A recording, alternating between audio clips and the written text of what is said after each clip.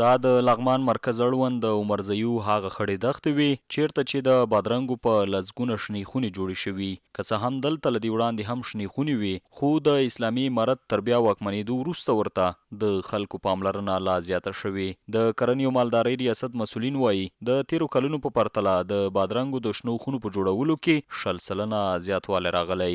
په لغمان کې تقریبا 280 جریبه ګلخانې موجود دي چې 288 بابه کېږي چې په دې کې یو جریب نه زیات هم دي، یو جریب نه کم ده، اندازه هم ده.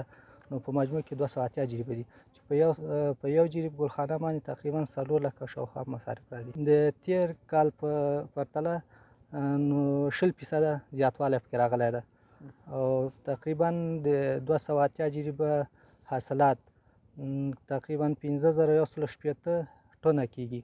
د یادو خونو مسؤلین وایي د بادرنګو د حاصلاتو د ښه والي ترڅنګ یې نرخونه هم ښه وو.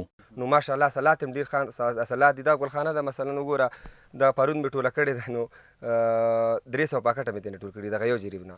نو کله چې ځمکه نه وي او په طاقت کې نو حاصلات ماشاءالله نو یو جریب ګلخانه موږ ته تقریبا 300 پاکټو پورې موږ ته حاصل راکوي. او کله چې وخت پې وځي نو بیا هم ښه نو شکر د غریبي کوي، نو 200 پاکټه 250 پاکټه موږ ته حاصلات راکوي. 2 میاشتو اخوا تخمه نیول کېږي، 50 ورځو کې د هغه وړي حاصل رسېږي، 45 ته 500 پورې، یعنې 10 ورځې تفاوت لري د وړو جمع 10 ورځې شاته وي که نه، لکه هوا یخی او منی چې دی هغه بیا 10 ورځې مخکې حاصل ورکوي ځکه هوا پې ګرمې وړی.